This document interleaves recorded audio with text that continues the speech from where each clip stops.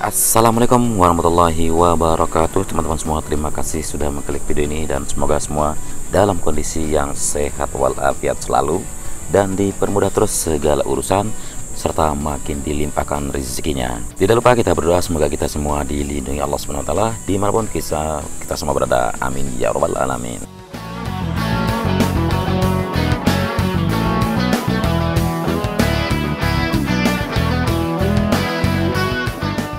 Ya, di awal durasi siang ini ya, kita akan melihat di sini area di mana AMP pernah berdiri membuat atau memasak aspal yang 200 ton dalam hitungan per jam untuk pengaspalan di trek utama di Pertamina Mandalika International State Circuit, yang mana di hari ini kita sudah melihat sampai sejauh ini pembongkaran atau pelepasan dari beberapa komponen-komponen pembuatan aspal atau AMP untuk dievakuasi atau kita bilang diangkut, dipindahkan tempatnya atau dikembalikan kepada gudang awalnya di luar Pulau Lombok, karena area ini akan dilakukan perataan dan perapian sebagai area parkir bagi shuttle bus dan juga bagi para pengunjung, yaitu penonton-penonton balap WSBK, pembalap ATC, dan penonton dari balapan MotoGP tentunya.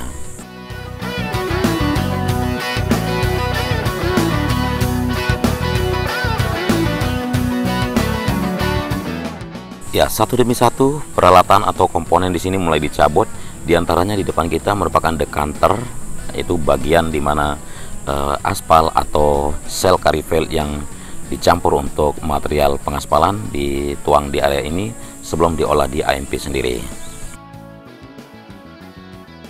Ya, kemudian di sini beberapa truk-truk besar yang sudah standby dari beberapa hari terakhir siap mengangkut bagian-bagian dari AMP ini, dan mereka siap berangkat dari Pulau Lombok, khususnya dari Mandalika, menuju pulau yang lain atau menuju daerah asal AMP ini, yaitu di Yogyakarta.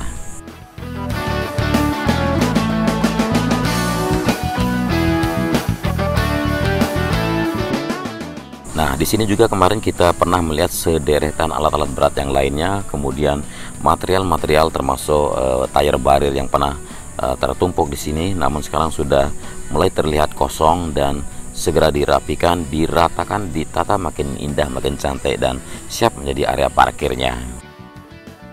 Nah, kita berada di sisi kiri dari tikungan pertama. Persisnya di bagian pojok di sini sudah tidak asing lagi ya untuk area yang ada di bagian atas bukit yang merupakan observation deck yang barusan kita lihat, dan inilah jalur akses keluar masuknya nanti khusus bagi para VVIP di gelaran balap WSBK maupun MotoGP.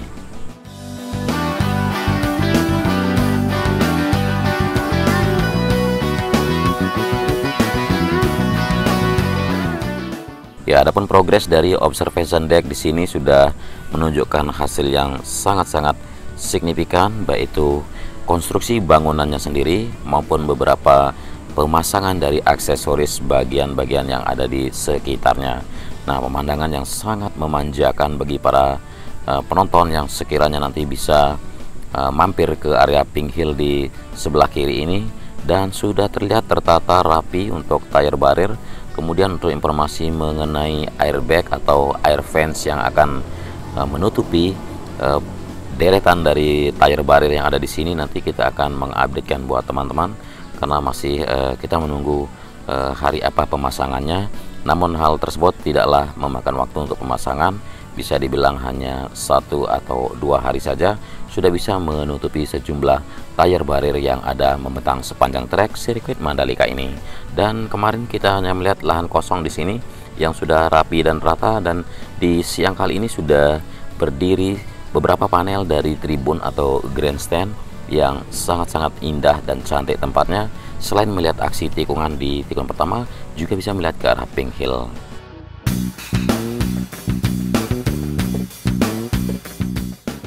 Ya, buat teman-teman mungkin masih ingat kalau ini akan menjadi area grey standar atau grey tribun di sini kita bilang. Nah, harganya sudah kita bagikan kemarin hampir 2 juta rupiah untuk harga dari kursi atau tempat duduk di sepanjang tikungan yang pertama menuju tikungan yang kedua ini.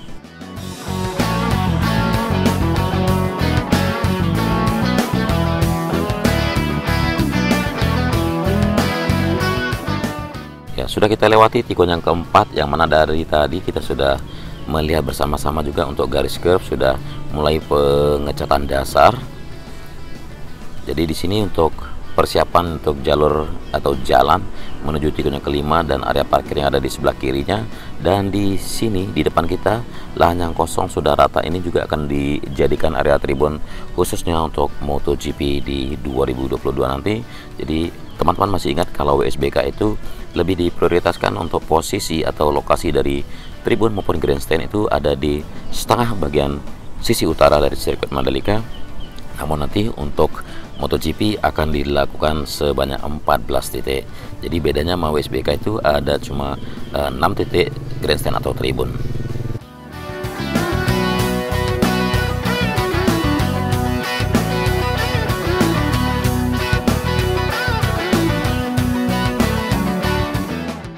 Ya, mungkin ada yang bertanya kenapa sih kalau grandstandnya WSBK itu sedikit dan MotoGP lebih banyak. Jadi terkait dengan fans, pertama fans MotoGP lebih besar, lalu dengan kondisi pandemi COVID-19 dengan persyaratan yang lumayan ketat untuk hadir menonton di Mandalika International State Circuit. Nah, di sepanjang trek di sini juga sudah mulai terlihat kalau pengecatan dasar pada curve sudah dilakukan, terlihat putih, bersih, dan agak-agak mulus gitu. Dan nantinya akan kita pantau dan kawal bersama pengecatan di atas curve sendiri dengan warna apa, begitu juga dengan pengecatan pada run off aspal yang ada di kiri maupun di kanan track lane sepanjang 17 tikungan atau sepanjang 4,31 km di Mandalika International State Circuit. Dan saya membayangkan indahnya Laguna jikalau saya duduk di 360 hill atau bukit 360 derajat di sini, karena di sini bisa kita dimanjakan dengan pemandangan dari hampir keseluruhan bagian dari trek dan juga pemandangan Laguna ataupun pantai yang berada di sisi selatan maupun di sebelah barat sirkuit Mandalika ini.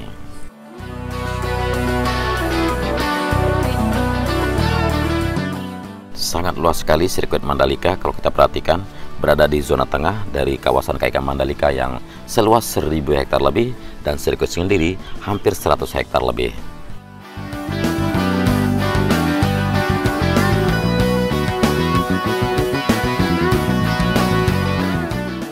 Ya, benar-benar sirkuit yang mepet dengan pantai. Jadi di sini teman-teman kemarin ada yang komentar kok pantainya kotor.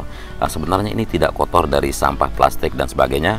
Namun yang terlihat di sini adalah rumput-rumput laut yang sudah mengering yang dibawa ke permukaan lalu dibawa ke pinggir atau ke bagian pesisir seperti ini oleh high tide atau air pasang yang terjadi. Nah, kita akan lanjutkan pantauan menuju tikungan yang ke-11 dari tikungan ke-10 ini.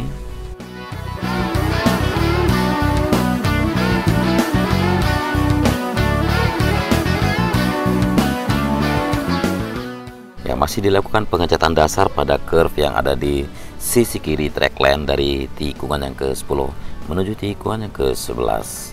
Nah, setelah selesai melakukan cat dasar ataupun garis pembatas untuk cat di track lane, maka baru bisa lebih bebas melakukan pengecatan pada run off aspal yang di kiri maupun di kanan trek di sirkuit Mandalika ini.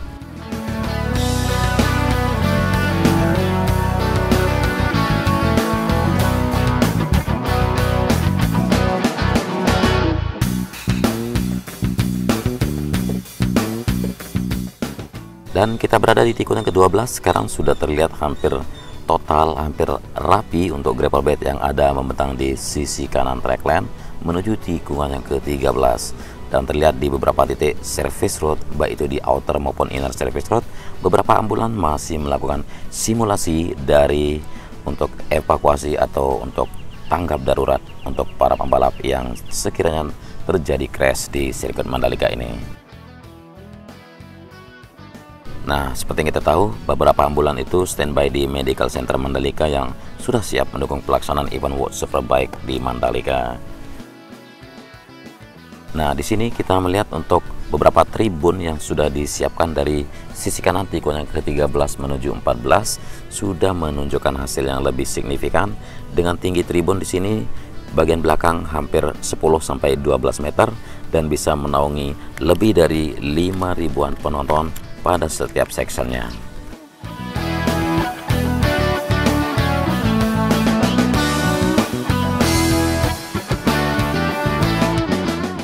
Nah, jadi beberapa ambulan di masing-masing service road terus melakukan rekayasa darurat atau simulasi bagaimana menangani crash atau bagaimana menangani pembalap yang crash di trek sirkuit Mandalika, dan jalur mana yang harus ditempuh, jalur mana yang tercepat menuju medical center, itu terus dipelajari di sini sambil kita melihat perkembangan dari tribun di sisi barat tikunnya ke-14 menuju ke-15 semakin dipercepat dan sangat-sangat high speed dilakukan.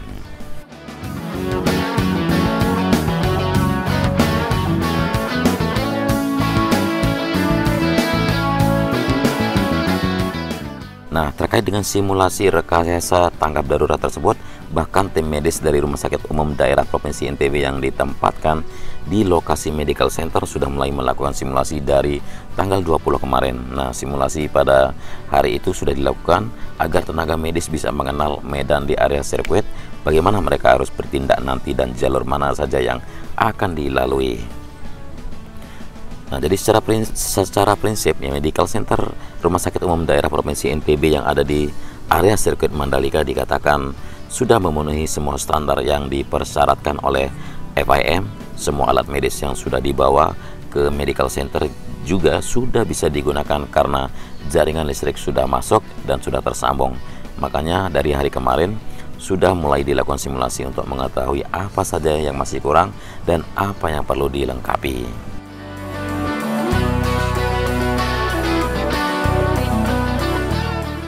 Nah, untuk premier dari tribun atau main grandstand di sini juga sudah menunjukkan hasil yang lebih cepat sekali untuk pembangunannya.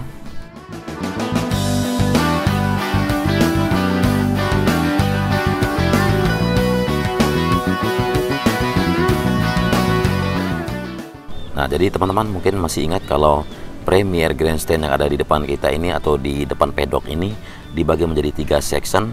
Nah, section C yang sudah berdiri atapnya, yang sudah seperti di depan kita ini section C. Kemudian setelah pohon kelapa di belakang itu akan menjadi section A, dan section B nanti akan berada persis berhadapan dengan race control building.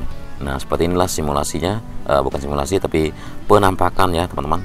Beginilah tampilan dari tribun dan kita bisa melihat sebagaimana dekatnya dengan track lane dan saling pandang dengan pedok yang berada di sebelah kiri dari track lane di trek lurus sirkuit Mandalika ini.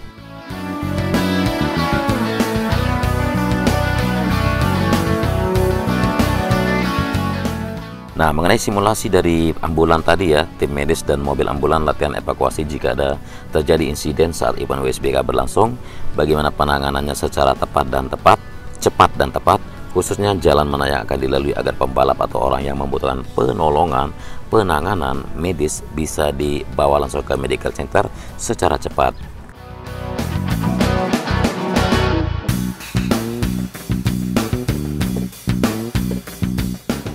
Jadi ada koordinasi dengan penyelenggara juga dikuatkan agar penanganan atau proses evaluasi bisa dilakukan secepat mungkin, dan di lokasi medical center semua peralatan kesehatan dan penanganan emergensi sudah disiapkan mulai dari alat X-ray hingga perlengkapan lainnya. Jadi medical center ini ditopang oleh dokter spesialis yang sudah berpengalaman tentunya.